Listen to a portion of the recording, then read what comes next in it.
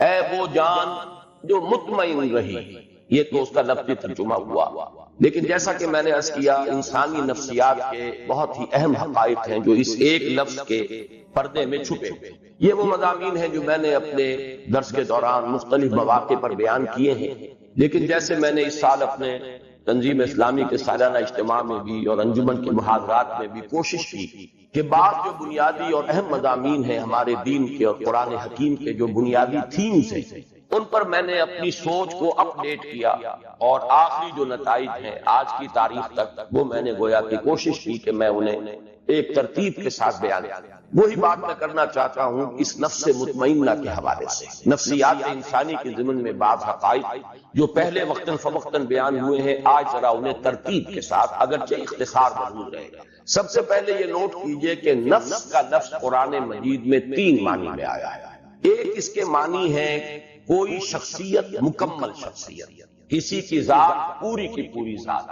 اب شخصیت انسان کی بھی ہے اور ایک شخصیت، ایک ذات اللہ تعالیٰ کی بھی ہے، لہذا یہ لفظ اگرچہ انسانی شخصیت کے لیے تو قرآن مجید میں بے شمار مرتبہ آیا ہے، لیکن میں صرف یہ نوٹ کرا لینا چاہتا ہوں کہ اللہ کے لیے بھی لفظ نفس آیا ہے، حالانکہ ایک اعتبار سے یہ لفظ جو ہے گھٹیا معنی میں استعمال ہوتا ہے، یعنی نفس امارہ، لیکن یہ ہے کہ اللہ تعالیٰ کی ذات کے لیے بھی یہ لفظ قرآن مجید میں 4 مقامات پر آیا ہے، کیونکہ اس سے مراد ہے ذات باری تعالیٰ، ایک پوری شخصیت جس کو اقبال نے اپنے لیکچرز میں کہا ہے دی انفائنائٹ ایگو، وہ جو ایک خودی ہے، انائے کبیر وہ ایک ذات ہے، وہ ایک شخصیت ہے، وہ صرف کوئی وجود مطلق نہیں ہے، وہ صرف کوئی روح کائنات نہیں ہے، وہ صرف کوئی بے جان مادہ نہیں ہے، بلکہ ایک شخصیت ہے، ایک ذات ہے، مکمل شخصیت، مکمل ذات، انائے کبیر، وہ جو انفائنائٹ ایگو۔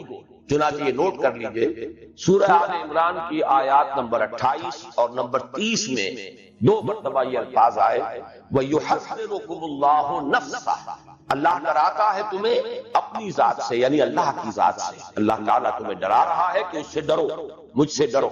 یہاں پر اللہ کی ذات کے لیے 2 مرتبہ نفس کا لفظ آیا وَيُحَذِّرُكُمُ اللَّهُ نَفْسَهُ۔ اسی طریقے سے سورہ انعام میں بھی 2 جگہ پر، آیت نمبر 12 ہے اور آیت نمبر 54۔ آیت نمبر 12 میں فرمایا کتب علی نفسہ الرحمہ، اللہ تعالیٰ نے اپنی ذات پر واجب کر لی ہے رحمت، رحمت کو اس نے اپنی ذات پر، اپنے آپ پر واجب کر لیا۔ یہ میں اس لیے مثال دے رہا ہوں کہ اپنا آپ، اپنی ذات، اس کے لیے انسانوں کے لیے تو بے شمار مرتبہ لفظ نفس آیا ہے قرآن مجید میں، لیکن ذات باری تعالیٰ کے لیے بھی لفظ نفس کا اطلاق جا چکا ہے۔ سورہ انعام کی آیت نمبر 54 میں فرمایا کتب ربکم علی نفسہ الرحمہ، تمہارے رب نے اپنی ذات پر، اپنے آپ پر رحمت واجب لکھ لی۔ تو یہ 4 مقامات ہیں قرآن مجید کے جن میں ذات باری تعالیٰ پر بھی لفظ نفس کا اطلاق ہے۔ اور ایک اس وقت ذہن میں آیا ہے کہ یہ نوٹ کرا دوں کہ یہ اصول میں نے بارہا عرض کیا ہے کہ اہم مضامین قرآن مجید میں 2 دفعہ ضرور آتے ہیں۔ اب دیکھیے یحذرکم اللہ نفسہ 2 جگہ آتے، ایک ہی صورت میں سورہ آل عمران کتب علی نفسہ الرحمہ یا کتب ربکم علی نفسہ الرحمہ، یہ بھی 2 مرتبہ آ گیا سورہ انعام۔ تو ایک مفہوم تو لفظ نفس کا ہے کسی کی شخصیت، کسی کی ذات، پوری کی پوری شخصیت پر لفظ نفس کا اطلاق۔ دوسرے معنی میں انسان کی شخصیت کے حیوانی پہلو پر اس لفظ کا اطلاق ہوتا ہے۔ اب اس کے پیچھے وہ پورا فلسفہ جو میں بارہا بیان کر چکا ہوں کہ قرآن مجید سے جو رہنمائی ملتی ہے وہ یہ ہے کہ انسانی شخصیت کمپوزٹ ہے، مرکب وجود ہے انسان کا۔ ایک اس کا حیوانی وجود ہے، وہ خاکی الاصل ہے، زمین سے، مٹی سے، کرسٹ آف دی ارتھ سے جو ہے یہ وجود میں آیا ہے، کلے سے۔ اور ایک اس کا روحانی وجود ہے، وہ عالم امر سے متعلق ہے، اس کا ایک خصوصی ربط اور تعلق ہے ذات باری تعالیٰ کے ساتھ۔ وَنَفَخْتُ فِيهِ مِن رُوحِي، یہ دونوں بڑے متضاد ہیں اپنے تقاضوں کے اعتبار سے اور اپنے اوریجن کے اعتبار سے۔ ایک کا منبع زمین ہے، ایک کا جو بھی جہاں سے اس کا تعلق ہے وہ عالم علوی ہے، وہ بلند عالم۔ اس میں یوں سمجھ لیجئے کہ انسانی شخصیت کا جو حیوانی پہلو ہے اس کے لیے لفظ نفس آتا ہے۔ یہی وجہ ہے کہ اس حیوانی پہلو کا اگر خلاصہ اور لب لباب آپ کہیں گے تو وہ ہے جان، حیات، جو حیوانات میں بھی ہے، کتے میں بھی جان ہے، بلی میں بھی جان ہے، گھوڑے میں بھی جان ہے، گدھے میں بھی جان ہے، گھاس کے تنکے میں بھی جان ہے۔ یہ تمام جو ہے چاہے وہ نباتاتی حیات ہو اور چاہے وہ حیواناتی حیات ہو، زمینی حیات جو ہے اس میں زندگی جو ہے قدر مشترک ہے۔ انسان کا بھی جو حیوانی وجود ہے وہ صرف جسم نہیں، جسم حیات، یہ زندگی جو ہے یہ ہے در حقیقت جو حیوان انسان۔ تو اس کا چونکہ لب لباب جو ہے اس حیوانی وجود کا وہ ہے جان، لائف، حیات۔ اس لیے سورہ انعام ہی کی آیت نمبر 93 میں فرمایا گیا کہ فرشتے جب روح قبض کرنے کے لیے، جان نکالنے کے لیے آتے ہیں۔ اب یہ روح قبض کرنے کا لفظ بھی میری زبان پر آ گیا غلط العام کے اعتبار سے، حالانکہ اس وقت جان قبض کی جاتی ہے، جان نکالی جاتی ہے، روح کا معاملہ نہیں ہے، وہ ایک علیحدہ بحث ہے۔ اس کے لیے جو الفاظ آئے اخرجوا انفسکم الیوم تجزون عذاب الہون، نکالو اپنی جانیں، آج تمہیں عذاب دیا جائے گا جو رسوائی والا عذاب، رسوا کن عذاب۔ تو جان جب نکلتی ہے اس حیوانی وجود میں سے تو وجود تو یہی رہ گیا، جسم تو رہ گیا یہ، لیکن جسم تو در حقیقت مٹی کا ایک ڈھیر ہے، مٹی سے آیا ہے۔ اس کا جو اصل حاصل ہے خلاصہ، جیسے کہ کتے میں اس کی جان جو ہے وہ اصل شے ہے، ورنہ اس کے بعد جو ہے گل سڑ جائے گا اور اس کا کوئی حقیقی وجود نہیں ہے۔ اسی طرح حیوانی وجود جو انسان کا ہے اس کا بھی اصل لب لباب جان ہے، حیات، لائف، باقی ورنہ یہ جسم جو ہے یہ تو تحلیل ہو کر اور منتشر ہو کر مٹی ہو کر مٹی میں مل جائے گا۔ تو جان کے لیے بھی اس قرآن مجید میں لفظ اخرجوا انفسکم، نکالو اپنی جان۔ اور یہی دوسرا پہلو ہے کہ جس کے لیے سورہ یوسف کی آیت نمبر 53 میں اور جو 13ویں پارے کی پہلی آیت ہے اس میں لفظ آیا ہے ان النفس لامارۃ بالسوء، کیونکہ یہ حیوانی وجود ہے انسان کا، تو جو حیوانی جبلتیں، جو اینیمل انسٹنکٹس ہیں، جو محرکات عمل ہے حیوانی، وہ سب کے سب اس کے ساتھ متعلق ہے۔ یہ ہمارے حقیقی وجود کا ایک رخ ہے، ایک پہلو ہے، یہ آدھا وجود ہے انسان کا جو حیوانی وجود ہے۔ اس اعتبار سے اس کے لیے نفس کا لفظ آیا، لیکن نفس کے ساتھ صفت آئی ان النفس لامارۃ بالسوء، جس کے لیے کہ ہمارے ہاں عام طور پر، خاص طور پر صوفیانہ لٹریچر میں نفس امارہ کا لفظ استعمال ہوتا ہے، حالانکہ قرآن مجید میں یہ ترکیب اس طور سے نہیں آئی، النفس الامارہ یہ لفظ نہیں آیا، ان النفس لامارۃ بالسوء، یعنی یہ جو حیوانی نفس ہے انسان کا یہ تو لازماً برائی کا حکم دے گا۔ کیوں دے گا؟ اس لیے کہ یہ اینیمل انسٹنکٹس جو ہیں یہ بلائنڈ ہے۔ انسان کو بھوک لگتی ہے، پیٹ کھانے کو مانگتا ہے، اسے اس سے غرض نہیں ہے کہ وہ حلال کھانا کھا رہا ہے یا حرام کھا رہا ہے، اسے تو اپنی بھوک کی سیٹسفیکشن درکار ہے۔ پھر یہ کہ وہ فی نفس ہی وہ گوشت جو ہے چاہے بکری کا ہے اور چاہے وہ سور کا ہے، نفس کو تو اس سے بھی تعلق نہیں۔ پھر بکری کا بھی ہے تو وہ حلال ذریعے سے کمایا گیا یا حرام ذریعے سے کسی کی جیب کاٹ کر جا کر بکری کا گوشت خرید لیا گیا، ان چیزوں سے نفس کو بحث ہے۔ اسے تو جو بھی ٹینشن اندر ڈیولپ ہو جاتا ہے، بھوک کا ٹینشن انسانی نفس کے اندر، اسے اپنی تسکین چاہیے اور وہ تسکین پیٹ کو بھرو۔ اسی طرح شہوت ہے، جنسی جذبہ ہے، وہ تو اپنی تسکین چاہتا ہے، گریٹیفیکیشن چاہتا ہے، اسے اس سے غرض نہیں حرام راستے سے ہو، حلال راستے سے ہو، برائی سے ہو، بھلائی سے ہو، جائز سے ہو، ناجائز سے، اسے اس کی کوئی غرض نہیں۔ تو یہ جو انسان کے جو حیوانی جبلتیں ہیں، حیوانی انسٹنکٹس ہیں، یہ جو اس کے محرکات عمل ہے حیوانی، یہ رجحانات و میلانات جو حیوانی ہیں، یہ چونکہ اندھے ہیں، انہیں خیر اور شر اور انہیں حلال و حرام اور جائز و ناجائز سے بحث نہیں ہے، لہذا ان کے لیے فرمایا گیا یہ تو برائی کا حکم دیں گے۔ پھر ان کے اندر بعض وہ جبلتیں بھی ہیں، جیسے کہ ایڈلر نے جس کو کہ آئیڈینٹیفائی کیا، دی ارج ٹو ڈومینیٹ، انسان چاہتا ہے کہ غلبہ حاصل کرے، دوسروں پر تفوق، حب تفوق۔ اب اس میں بھی انسان اندھا ہو جاتا ہے، جائز راستے سے ہو، ناجائز سے ہو، لوگوں کے حقوق تلف کر کے ہو، لوگوں پر اپنا جو ہے قہاری اور اپنے جبر کو مسلط کرنے سے ہو، لیکن چاہتا ہے انسان کہ اسے تفوق اور فوقیت حاصل ہو جائے۔ یہاں یہ نوٹ کر لیجئے کہ در حقیقت جدید نفسیات جو ہے وہ انسانی شخصیت یا نفسیات انسانی کے صرف اس پہلو سے بحث ہے، چونکہ روحانی وجود اس کے دائرہ تحقیق و تفتیش سے خارج ہے۔ نظر آنے والا وجود یہی ہے۔ ایکسپیریمنٹ کا اگر موضوع بن سکتا ہے یہی وجود بن سکتا ہے۔ آج کل کی سائیکالوجی جو ہے وہ ایکسپیریمنٹل سائیکالوجی ہے، وہ اس کا اصل اس کی اساس فزیولوجی پر ہے۔ علم عضویات جو ہے انسان کے جو اعضاء ہیں ان کا وظائف الاعضاء یہ اس کی بنیاد ہے۔ اور اس کے لیے سائنٹیفک اب تحقیقات ہوتی ہے، نظریاتی پہلو اس میں بہت کم رہ گیا ہے، اصل جو ہے عضویاتی پہلو ہے اور سائنٹیفک اور حقائق کے پہلو ہے۔ تو ظاہر بات ہے اس کا موضوع بنے گا انسان کا یہ حیوانی وجود، یہی ہے کہ جس کو آپ دیکھ سکتے ہیں، اس کی تحلیل کر سکتے ہیں، اس کا تجزیہ کر سکتے ہیں۔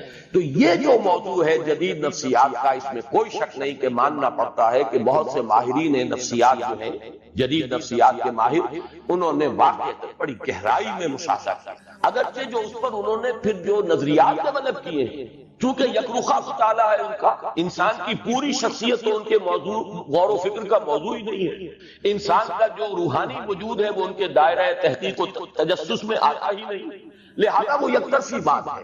جیسے کہ دجال کے بارے میں، فتنہ دجالیت کے بارے میں کہا کہ وہ یک طرفہ ایک ترقی ہے انسان کی، مادی علم کی ترقی ہو رہی ہے، ٹیکنالوجی کی ترقی ہو رہی ہے، روحانیات و اخلاقیات جو ہے وہ پستی میں چلے جا رہے ہیں، ایک آنکھ والا معاملہ ہے، وہ آنکھ خوب کھلی ہوئی ہے، چاہے وہ فرائڈ ہو، چاہے وہ ایڈلر ہو، چاہے وہ میکڈوگل ہو، چاہے وہ ینگ ہو، چاہے وہ مارکس ہو، ان تمام مفکرین نے نفسیات انسانی کا جو جائزہ لیا ہے تو ایکویٹی آف آبزرویشن جس کو ہم کہیں گے، ایکویٹی آف ویژن، دیکھا بہت ہے، بہت ایکیوٹلی مشاہدہ کیا، اس میں کوئی شک نہیں، لیکن یہ کہ اس پر پھر جو نظریات انہوں نے بنائے ہیں میں ان کی تائید نہیں کر رہا، اس وقت جو تحسین کر رہا ہوں وہ صرف ان کے گہرے مشاہدے، لیکن یہ کہ یہ بات نوٹ کر لیجئے کہ ان کا یہ سارا مطالعہ انسان کی حیوانی نفسیات سے متعلق ہے، انسان کی اصل انسانی نفسیات جن کو ہم کہہ سکتے ہیں کہ وہ انسان کے روحانی وجود سے متعلق ہیں، اس کے ضمن میں وہ در حقیقت ان کی تحقیق اور جستجو کا میدان ہے۔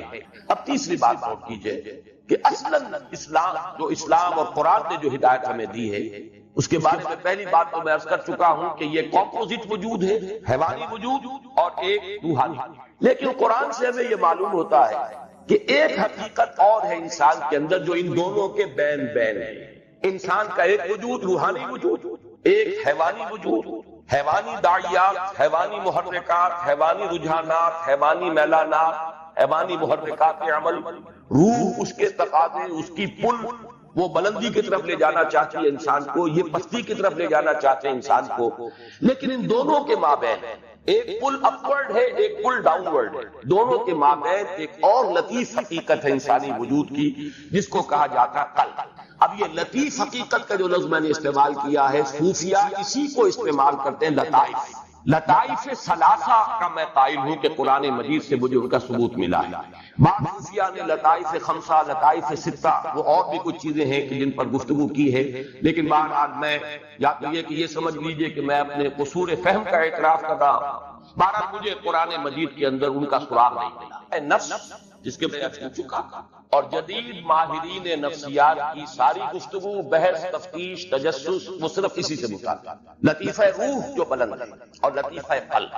اب میں آپ کو پہلے یہ عرض کر دوں کہ ان کا ایک بڑا ہی ایک ربط قائم ہوتا ہے جو فرائڈ نے جو 3 لیولز معین کیے ہیں انسانی شخصیت کے، اور یہ میں نے جیسا کہ ابھی عرض کیا کہ میں اس کے مشاہدے کی گہرائی کا اور ایکویٹی آف آبزرویشن کا بہت قائم ہوں، اگرچہ جو نظریات پر اس نے بنائے ہیں وہ بڑے گمراہ ہیں، لیکن بنیادی آبزرویشن صحیح۔ انسانی نفس میں اس کے محرکات کے اعتبار سے 3 لیولز آئیڈینٹیفائی کیے فرائڈ نے، لوسٹ ہے اڈ اور لیبیڈو۔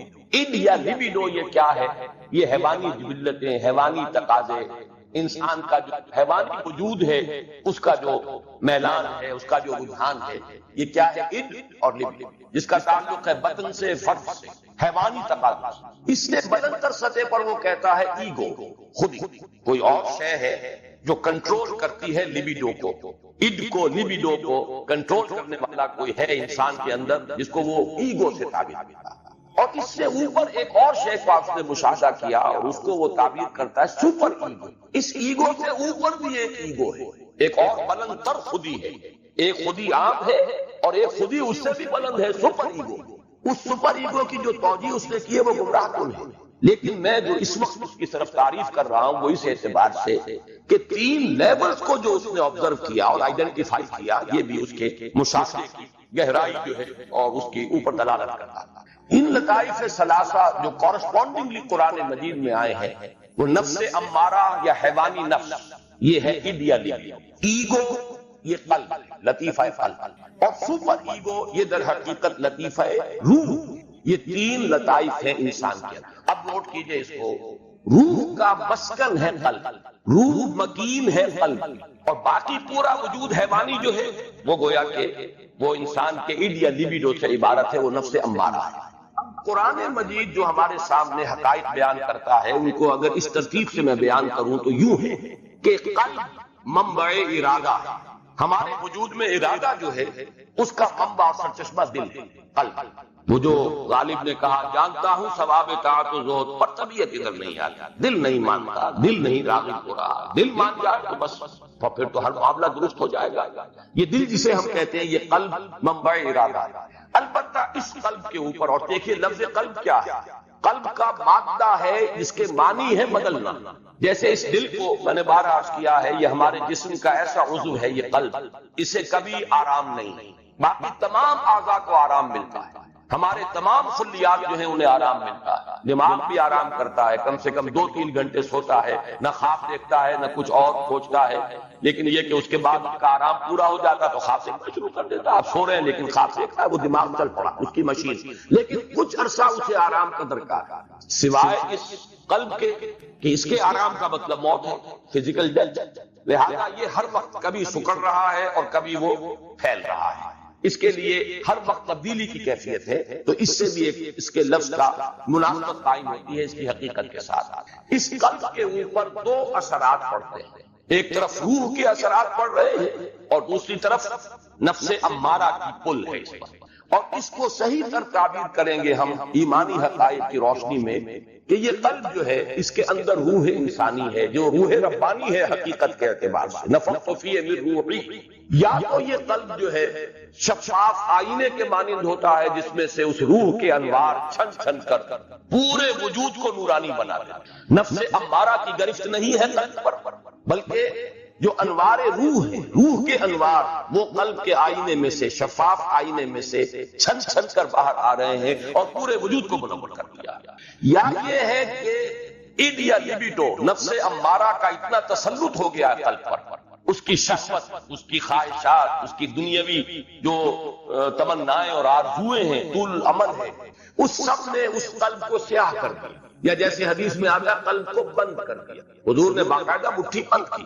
انسان جب گناہ کرتا ہے تو ایک داغ پڑ جاتا ہے، پھر گناہ کرتا ہے پھر دوسرا داغ پڑ گیا، توبہ کرتا ہے تو دھل جاتا ہے داغ، توبہ نہیں کرتا تو داغ پر داغ، یہاں تک کہ اسے ہم یہ بھی کہہ سکتے ہیں کہ وہ سیاہ ہو جاتا ہے۔ اگر سیاہ ہو گیا ہے تو اب روح جو ہے اندر دفن ہو گئی، اس کا نور اب نکل کر وجود انسانی میں سرایت نہیں کر سکتا۔ اب یہ ظلمت ہی ظلمت ہے، تاریکی ہی تاریکی ہے، وجود حیوانی جو ہے اس کے اندر اب کوئی نورانیت باقی نہیں رہے گی۔ یہ ہے وہ کیفیت جس کو حضور نے فرمایا پھر دل بند ہو جاتا ہے، اور اسی کو قرآن کہتا ہے ختم اللہ علی قلوبہم وعلی سمعہم، جب کسی تھیلی کو بند کر دیتے ہیں تو اوپر مہر لگا دیتے ہیں، اب کوئی شے اس میں نہ نکلے گی نہ اس کے اندر داخل، تو دل میں سے نہیں نکل سکتے انوار روح کی، اور دل میں داخل نہیں ہو سکتی کوئی نصیحت کوئی موعظت، اس لیے کہ مہر لگ جائے۔ یہ کیفیت کیا ہے؟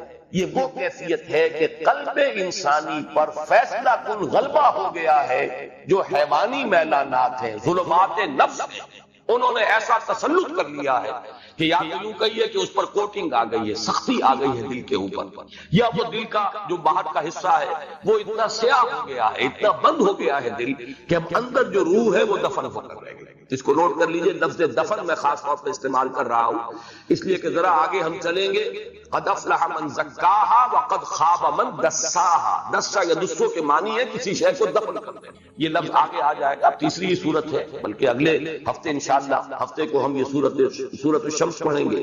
اور یا پھر دوسری شکل ہے جو میں نے عرض کیا کہ اگر آئینہ قلب صاف اور شفاف ہے تو روح کے انوار اس میں سے نکل رہے ہیں اور اس نے پورے وجود حیوانی کو منور کر دیا ہے۔ یہ ہے 2 ایکسٹریم کنڈیشن۔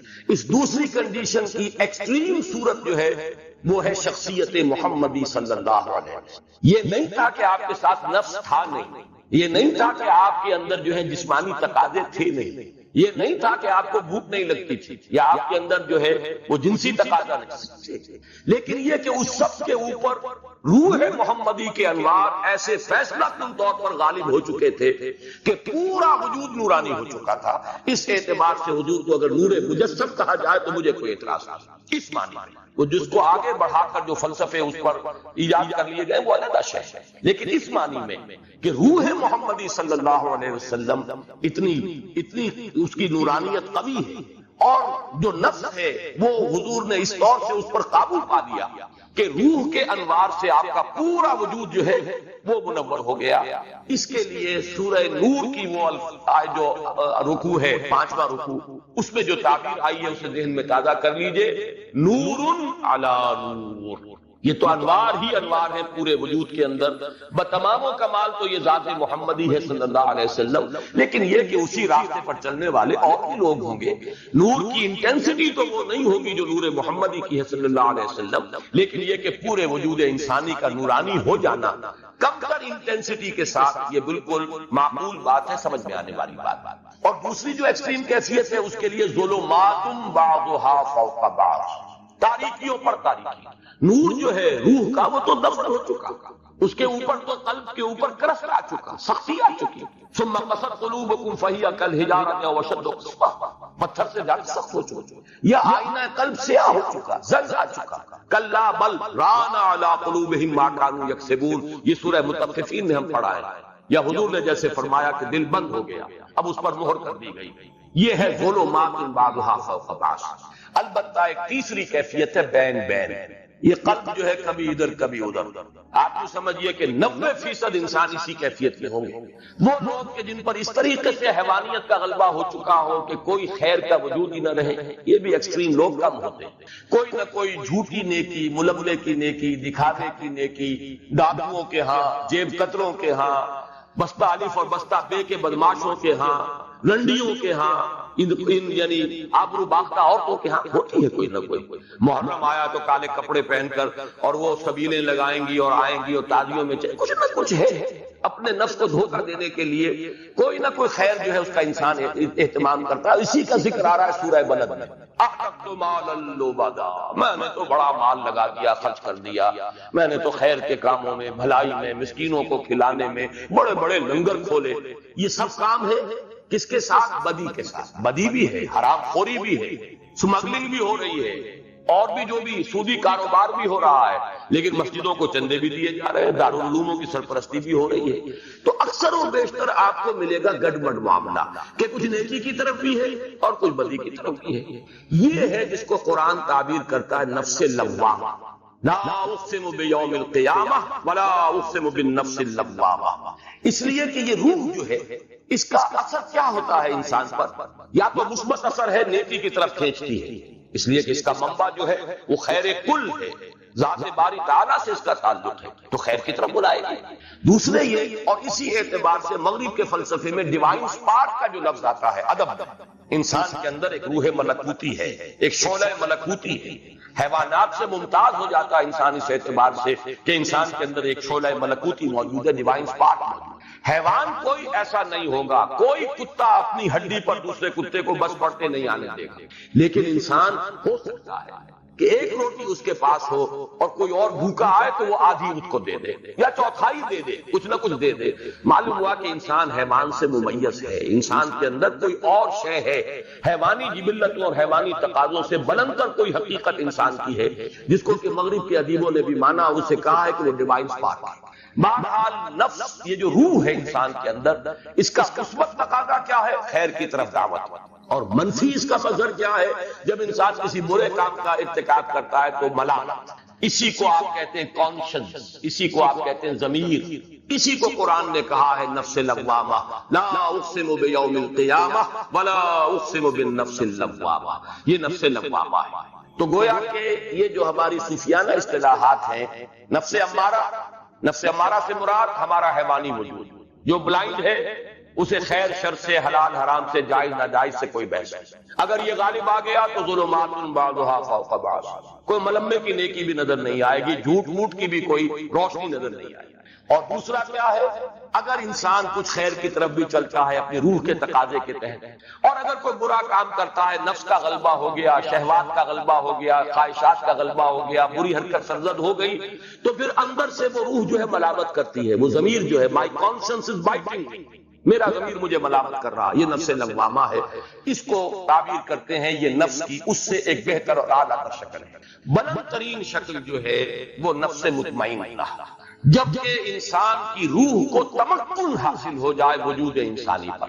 نفس ہے لیکن نفس اب انسان کو ڈکٹیٹ نہیں کر سکتا، غلط راستے پر نہیں لے جا سکتا، جس کو حضور نے تعبیر کیا، کیونکہ اس کی کافی مثال میں عرض کر چکا ہوں، صرف ذات محمدی ہے صلی اللہ علیہ وسلم، کہ حضور نے جب فرمایا کہ ہر انسان کے ساتھ ایک شیطان ہوتا ہے، اور کسی نے بڑی ہمت کی جو پوچھ لیا کہ حضور کیا آپ کے ساتھ بھی شیطان ہے؟ آپ نے فرمایا ہاں ہے، لیکن میں نے اسے مسلمان کر لیا۔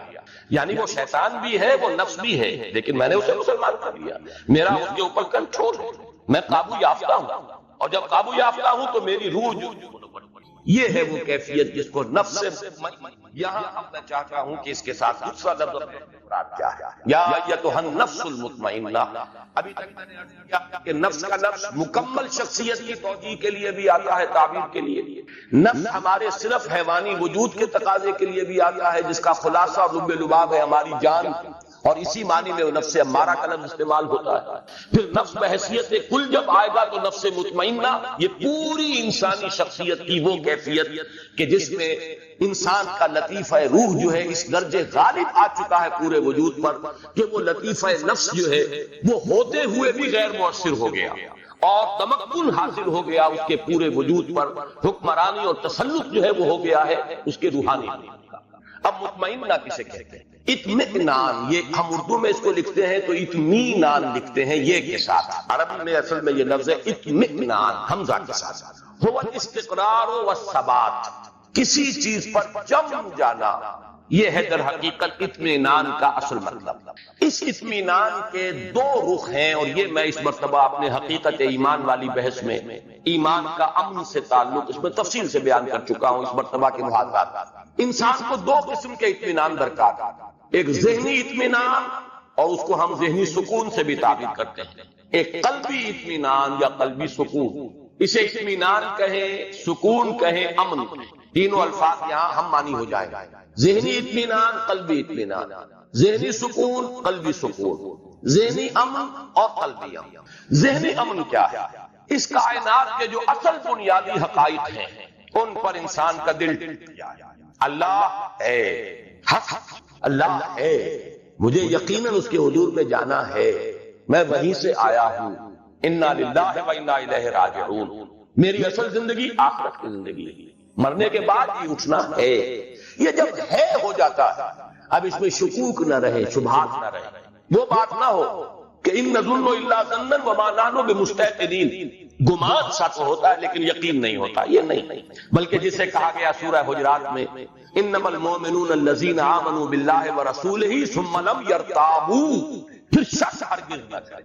یہ ہے ذہنی اطمینان، انسان کو معلوم ہے میں کہاں سے آیا ہوں، کہاں جا رہا ہوں، مبدأ و معاد، جس کے لیے میں نے وہ شعر سنایا بارہا کہ اگر یہ انسان کو معلوم نہیں تو اس کی مثال اس بے لنگر کے جہاز کی سی ہے۔ ایک ایسا مسافر جسے یہی معلوم نہیں میں چلا کہاں سے تھا، میرا گھر کہاں ہے اور جا کہاں رہا تھا، جس کی یادداشت کہیں، میموری جو ہے اس کی کہیں اثناء سفر میں اس کی زائل ہو گئی، اسے یاد ہی نہ رہا۔ اس کی کیفیت کیا ہے؟ نہ ہاتھ باغ پہ ہے نہ پا ہے رکاب میں، البتہ یہ کہ وہ رخش عمر جو ہے وہ چل رہی ہے، رو میں ہے رخش عمر، کہاں دیکھیے تھمے کیا معلوم کہاں جا کے رک جائے گا، یا جس کی بہتر تعبیر یہ ہے کہ نہ ابتدا کی خبر ہے نہ انتہا معلوم، رہا یہ وہم کہ ہم ہیں تو یہ بھی کیا معلوم۔ یہ اسکیپٹسزم ہے، ایگنوسٹسزم ہے، لا ادریت ہے، اتیابیت ہے، اس شکوک ہے، شبہات ہے، کسی شے پر یقین نہیں، یہ ذہنی خلجان ہے انسان۔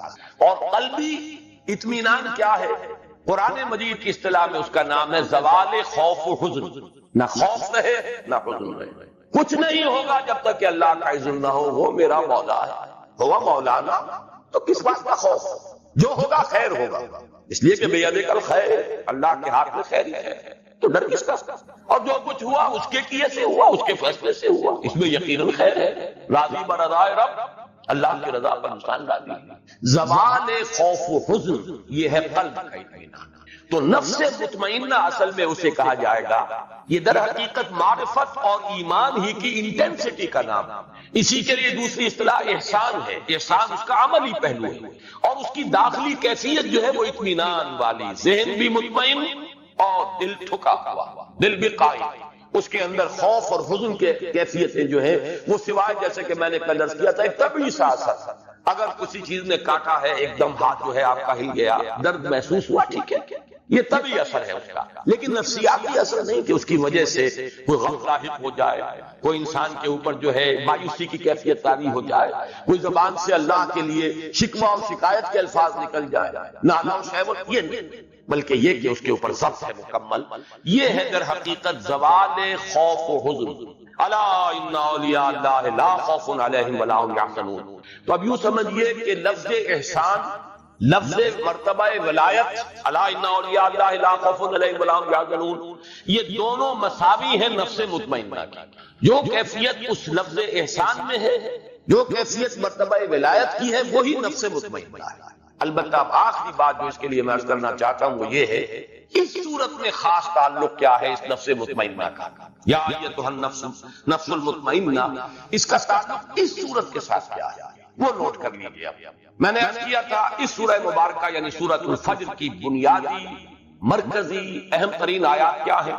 فَأَمَّا الْإِنسَانُ إِذَا مَا ابْتَلَاهُ رَبُّهُ فَأَكْرَمَهُ وَنَعَّمَهُ فَيَقُولُ رَبِّي أَكْرَمَنِ وَأَمَّا إِذَا مَا ابْتَلَاهُ فَقَدَرَ عَلَيْهِ رِزْقَهُ فَيَقُولُ رَبِّي أَهَانَ۔ اور میں نے کل لفظ ایک استعمال کیا تھا کہ پینڈولم ہے، جیسے اب تو وہ گھنٹے رہے نہیں، وہ جو کوئی بڑا گھنٹہ جو ہے دیواروں پر ہوتا تھا اور اس کا پینڈولم کبھی دائیں بائیں مسلسل چل رہا ہے، یہ پینڈولم سمجھئے کہ انسان پر جو حالات وارد ہوتے ہیں اس دنیا میں، اگر خوشگوار حالات ہیں، کھانے کو فراوانی سے مل رہا ہے، آسائش ہے، آرام ہے، شہرت بھی اچھی ہے، دنیا میں عزت بھی ہے، اب خوش ہے انسان، دل کی کلی کھلی ہوئی، ذرا تکلیف آ گئی، ذرا مصیبت آ گئی، تنگی آ گئی، کوئی اور کسی اعتبار سے نقصان ہو گیا، اب انسان پر گھٹن طاری ہو گئی اور اس کی ایک مایوسی کی سی کیفیت طاری ہو گئی، یا تو پھولے نہیں سما رہا یا مایوس ہو گیا۔ یہ ہے پینڈولم۔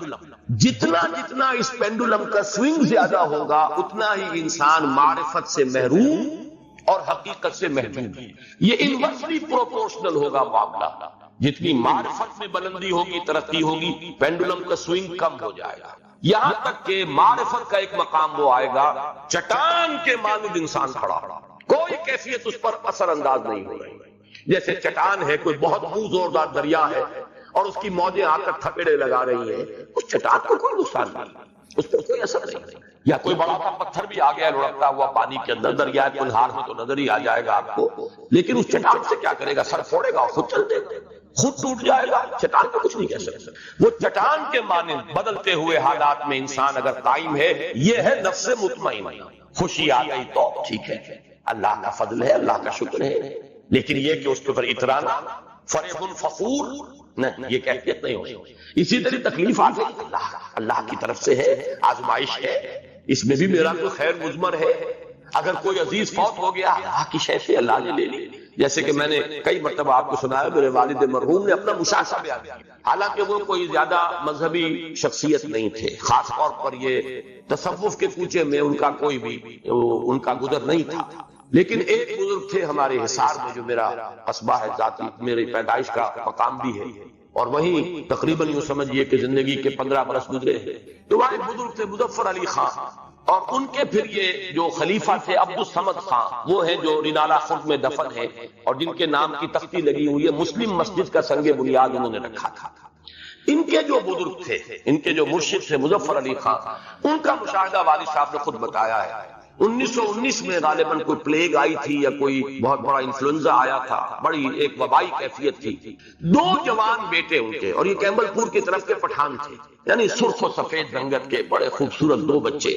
ایک دن ایک گیا، اگلے دن دوسرا گیا۔ والد صاحب کہتے ہیں کہ میں ان کے پاس گیا ہوں، خیال تھا یہ کہ کچھ دیکھیں گے لوگ تعزیت کر رہے ہوں گے، لیکن ان کا چہرہ جیسے ہمیشہ دمکتا ہوا ہوتا تھا ویسے ہی دمکتا ہوا اس دن بھی تھا۔ کوئی تعریت کرتا تھا کہتے بھائی ٹھیک ہے کوئی بات نہیں، اللہ نے چیز تھی اللہ نے لے لی، وہ کہیں ختم تو نہیں ہو گیا، اللہ کہاں چلے گئے؟ یعنی یہ کہ موت زندگی کا وقفہ ہے، یعنی آگے بڑھیں گے دم لے کر۔ جہاں میں اہل ایمان صورت خورشید جیتے ہیں، ادھر ڈوبے ادھر نکلے، ادھر ڈوبے ادھر نکلے، فرق کیا ہے؟ آپ کا بچہ امریکہ چلا گیا ہے، آپ کو کوئی رنج اور افسوس تو نہیں ہوتا؟ اسی طریقے سے اگر بچہ فوت ہو جائے تو وہ کہیں ختم تو نہیں ہو گیا، وہ چلا گیا ہے، دوسرے عالم میں منتقل ہو گیا۔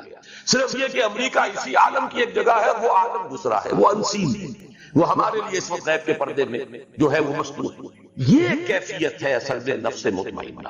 میں اس کے لیے آج 4 آیتیں آپ کو سنانا چاہتا ہوں۔ یہ پینڈولم کا سوئنگ جو ہے اس کو ذہن میں رکھیے۔ سورہ بنی اسرائیل کی آیت نمبر 83، وَإِذَا أَنْعَمْنَا عَلَى الْإِنسَانِ أَعْرَضَ وَنَأَىٰ بِجَانِبِهِ، جب ہم اس انسان پر نعمتوں کی بارش کرتے ہیں تو اعراض کرتا ہے، ہمیں بھول جاتا ہے، پہلوتی ہی کر جاتا ہے۔ وَإِذَا مَسَّهُ الشَّرُّ كَانَ يَئُوسًا، اور جب کوئی تکلیف آتی ہے بالکل مایوس ہو کر چرمر ہو کر رہ جاتا ہے کہ اب کوئی اس کی زندگی میں نہ کوئی عزم ہے نہ ارادہ ہے، کمر ہمت ٹوٹ۔ یہ ہے وہ جو میں جس کو کہہ رہا ہوں پینڈولم کا سوئنگ۔ اسی طرح سورہ شورى میں فرمایا وَإِذَا أَذَقْنَا الْإِنسَانَ مِنَّا رَحْمَةً فَرِحَ بِهَا، جب ہم انسان کو اپنے پاس سے رحمت کا مزہ چکھاتے ہیں تو فرح الفقور اتراتا ہے، پھولے نہیں سماتا۔ وَإِن تُصِبْهُمْ سَيِّئَةٌ